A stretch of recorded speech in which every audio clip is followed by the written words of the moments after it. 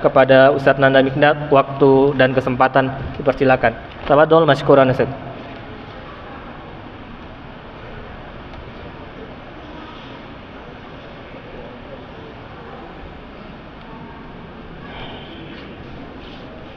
Bismillahirrahmanirrahim. Assalamualaikum warahmatullahi wabarakatuh.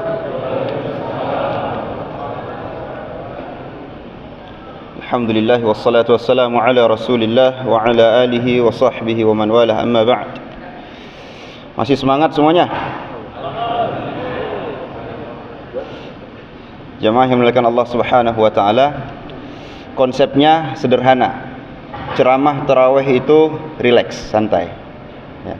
Jadi kalau ada yang menyandaran, jangan, nanti susah ngatur saf kembali. Alhamdulillah wa syukurillah, kita Allah Subhanahu wa taala masih memberikan kita kesempatan sampai detik ini, tepatnya pada hari Ramadan ke-15, dan malam ini kita memasuki malam ke-16, atau sebagian saudara-saudara kita ada yang telah memasuki malam ke-17. Semoga Allah Azza wa Jalla menerima semua amal saleh yang kita persembahkan. Semoga Allah Subhanahu wa taala menjadikan kita bagian dari umat terbaik yang akan berkumpul bersama manusia terbaik di tempat terbaik, yaitu surga Allah Subhanahu wa taala. Jamaah salat tarawih yang dimuliakan Allah Subhanahu wa taala. Tadi pembawa acara menyampaikan topik malam ini adalah kisah terbaik bagi umat terbaik dalam Al-Qur'anul Karim. Ada yang tahu kisah kancil dan buaya? Kira-kira itu kisah terbaik bukan? Atau kisah Malin Kundang? Atau Roro Jonggrang?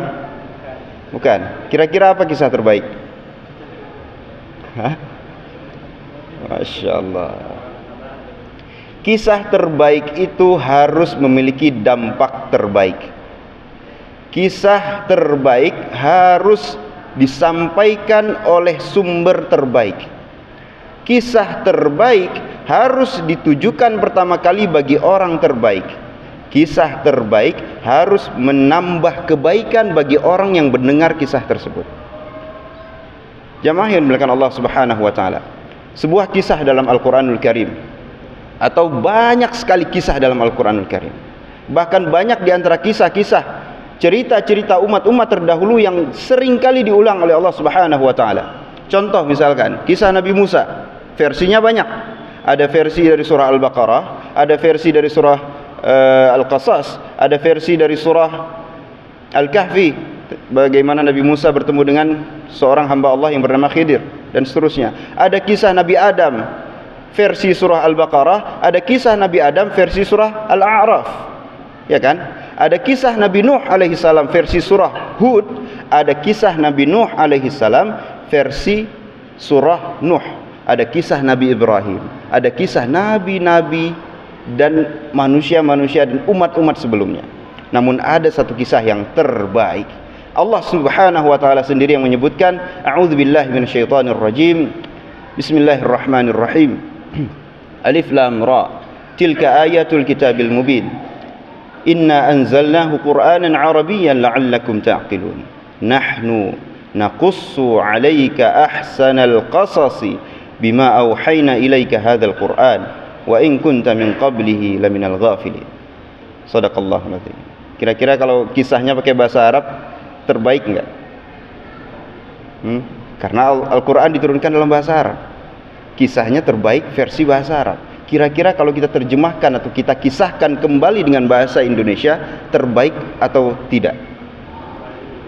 Jamaah yang dimuliakan Allah Subhanahu wa taala, petikan ayat tadi yang kami bacakan adalah bagian dari surah Yusuf, menceritakan tentang episode kehidupan Nabi yang mulia, Nabi Yusuf bin Ya'qub bin Ishaq bin Ibrahim alaihimussalatu wassalam. Ada seorang ulama yang menyebutkan bahwa Nabi Yusuf namanya adalah Yusuf ibnu Karim bin Karim. Ayahnya, kakeknya, buyutnya, kakek buyutnya itu adalah manusia spesial. Ya'qub, Ishaq, Ibrahim, bahkan sampai dengan Adam alaihissalam. Kisah yang dijelaskan oleh Allah Subhanahu wa taala sebagai kisah yang terbaik. Ada 3 makna dari kisah terbaik. Kisah terbaik yang pertama adalah kisah yang mengandung orang terbaik, diceritakan oleh zat yang terbaik. Yang kedua, cara penyampaian kisahnya yang luar biasa indah. Kalau kita baca terjemahan surah Yusuf yang 111 ayat itu, kalau kita ceritakan 111 ayat, ini bubar jamaah salat tarawih muslimun. Tapi kita ringkas insyaallah. Kalau kita baca terjemahan saja, terjemahan kisah Nabi Yusuf dalam surah Yusuf yang 111 ayat itu, kita akan mendapati betapa Allah Subhanahu wa taala tidak akan pernah meninggalkan hamba-hambanya. Allah Subhanahu wa taala tidak akan pernah meninggalkan Nabi Yusuf ketika dilemparkan ke dalam sumur. Allah juga tidak akan pernah meninggalkan Nabi Yusuf ketika diperjualbelikan sebagai budak dengan harga yang miring. Darahim ma'dudah, hanya beberapa dirham. Bukan dinar, dirham, murah. Harga Nabi Yusuf itu murah di pasar budak. Na'udzubillah. Kemudian Allah juga tidak meninggalkan Nabi Yusuf ketika Nabi Yusuf berada di dalam kamar bersama seorang wanita yang ingin menggoda beliau untuk melakukan kemaksiatan kepada Allah Subhanahu wa taala. Allah juga tidak meninggalkan Nabi Yusuf ketika beliau di dalam penjara. Allah juga tidak meninggalkan saudara-saudara Nabi Yusuf yang dulu ingin mencelakai Nabi Yusuf. Allah juga tidak meninggalkan ayahnya Nabi Yusuf, yaitu Nabi Ya'qub alaihi salam, dengan kesedihan dan kepedihan yang luar biasa sampai mata beliau buta. Allah juga tidak meninggalkan semua keluarga Yusuf, sehingga Allah boyong mereka ke Mesir, dan Allah tempatkan, Allah berikan mereka semuanya tanpa terkecuali kedudukan yang tinggi. Jamaah yang dimuliakan Allah Subhanahu wa taala. Singkat cerita, kalau mau versi lengkapnya silahkan dibaca di surah Yusuf 111 ayat. Silahkan dibaca dan renungkan betapa Allah Subhanahu wa taala ingin umat terbaik ini dari nabi yang paling mulia mendapatkan sebuah hiburan, sebuah penenang, sebuah motivasi agar kita sadar bahwa sesempurna apapun manusia, sehebat apapun seorang anak Adam, setampan apapun, sekaya apapun, secerdas apapun, masalah akan terus menghampiri. Kita akan lihat para ulama mufassirun menyebutkan bahwa tujuan kisah ini atau surah ini diturunkan tidak lain dan tidak bukan adalah untuk menghibur Rasulullah sallallahu alaihi wasallam. Kira-kira kalau dibandingkan, siapa yang lebih dahsyat ujiannya, Nabi Yusuf atau Nabi Muhammad sallallahu alaihi wasallam? Nabi Muhammad sallallahu alaihi wasallam. Level ujian para nabi semuanya dahsyat, tapi yang paling dahsyat adalah ujian Rasulullah sallallahu alaihi wasallam. Tepat pada saat sebelum surah ini diturunkan, Rasulullah sallallahu alaihi wasallam mendapatkan sebuah ujian yang luar biasa. Surah ini diturunkan pada tahun yang disebut dengan Amul Huzn, tahun kesedihan. Tepatnya terjadi pada 10 atau tahun ke-10 kenabian.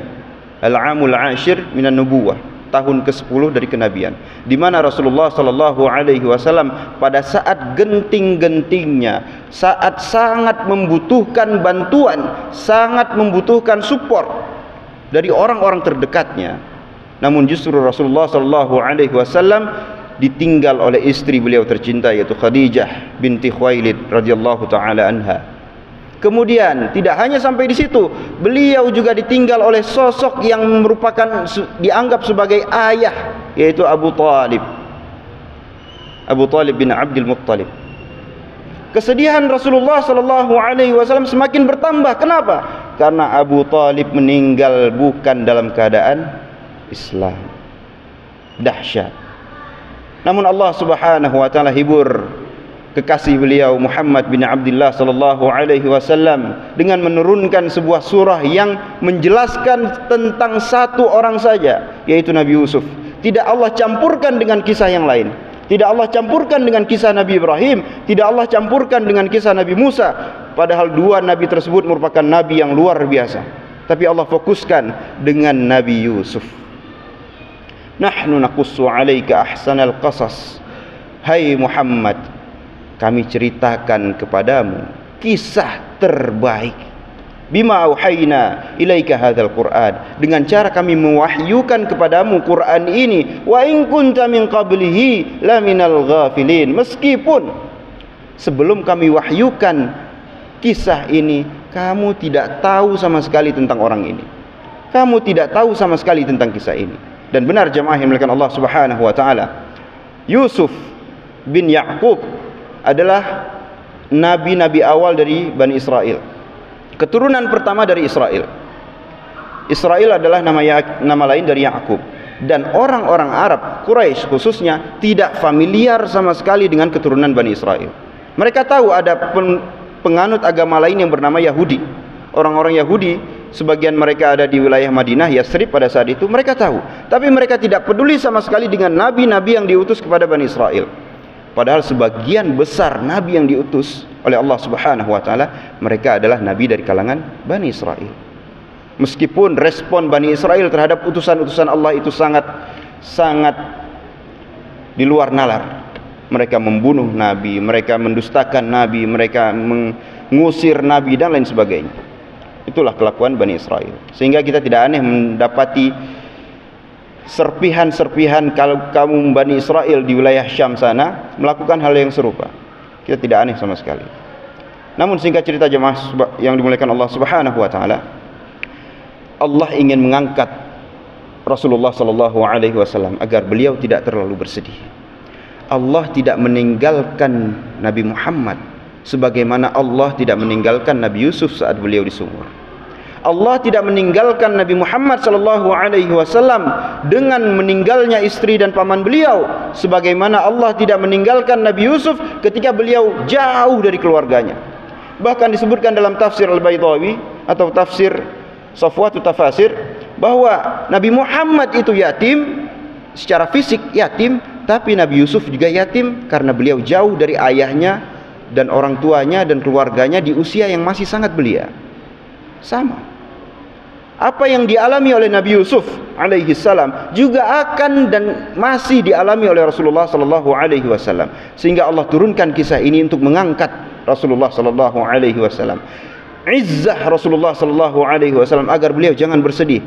Fa inna wa'dallahi haqq, janji Allah bahwa beliau akan mendapatkan kemenangan yang luar biasa. Beliau akan mendapatkan umat yang begitu dahsyatnya. Beliau akan mendapatkan umat terbaik dan beliau akan menjadi penghulu para nabi.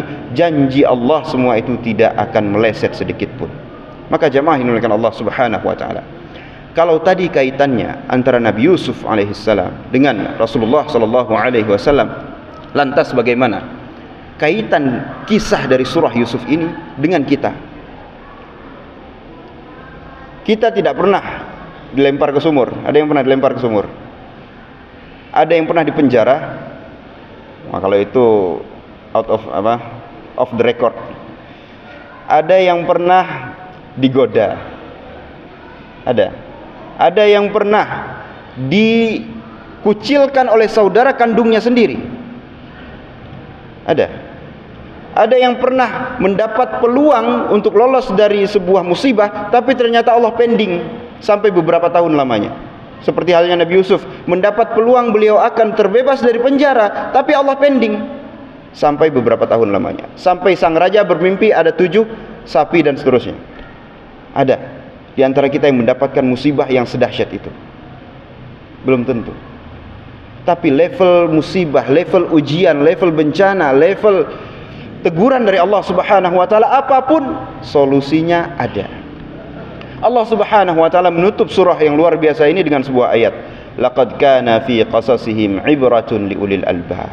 Semua kisah-kisah mereka, kisah Nabi Yusuf dan saudara-saudaranya, kisah Nabi Yusuf dengan pejabat-pejabat Mesir, kisah Nabi Yusuf, kisah Nabi Ibrahim, kisah Nabi Musa, kisah para nabi terdahulu, ibratun liulil albab, ada pelajaran bagi orang yang memiliki akal. Maka haditsan yuftara, itu bukan hanya sekedar isapan jempol belaka, itu bukan hanya sekedar dongeng pengantar tidur, seperti halnya kisah si kancil dan buaya dan seterusnya. Walakin tasdiqan alladhi baina yadayhi wa tafsila kulli syai', dan dua atribut terakhir, wa hudan wa rahmatan liqaumin yu'minun, dan petunjuk dan rahmat, kasih sayang Allah bagi orang-orang yang beriman. Maka jamaah yang dimuliakan Allah Subhanahu wa taala, Allah sudah menurunkan sebuah informasi, sebuah wahyu, sebuah kitab yang tidak hanya menjelaskan bagaimana kita menyembah Allah, tapi juga menjelaskan bagaimana kita menghadapi semua problematika kehidupan.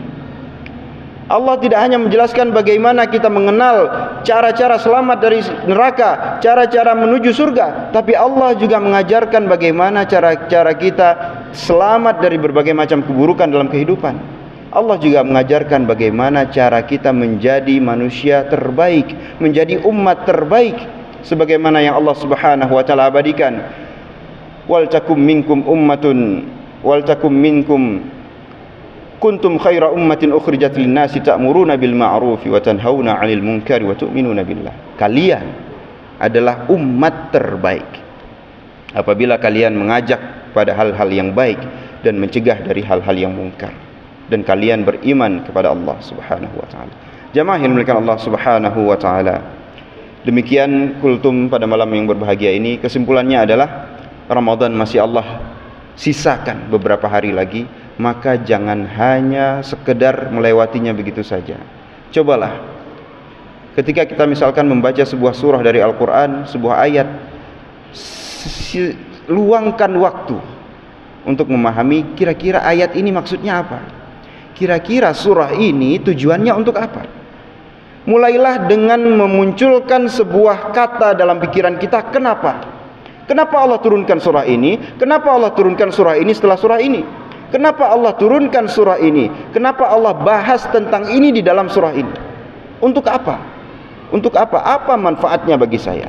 Kalau kita mulai mempertanyakan hal tersebut, insya Allah rasa penasaran kita dan rasa ketertarikan kita dengan Al-Quran akan semakin meningkat, dan itu bisa menambah rasa cinta kita kepada Al-Quranul Karim. Dan kalau seseorang cinta dengan sesuatu, maka Allah akan kumpulkan mereka di hari akhirat nanti. Kalau kita cinta kepada Al-Quran, Allah akan kumpulkan kita bersama cahaya Al-Quran. Kalau kita cinta kepada Rasulullah SAW dengan sebenar-benarnya cinta, Allah akan kumpulkan kita bersama manusia yang paling mulia, Muhammad SAW. Barakallahu li wa lakum fil Qur'anil azim, wa nafa'ani wa iyyakum bima fihi minal ayati wa dzikril hakim. Aqulu qawli hadza wa sallallahu ala sayyidina Muhammadin wa ala alihi wa sahbihi ajma'in, wa akhiru da'wana alhamdulillahi rabbil alamin. Thumma assalamu alaikum warahmatullahi wabarakatuh.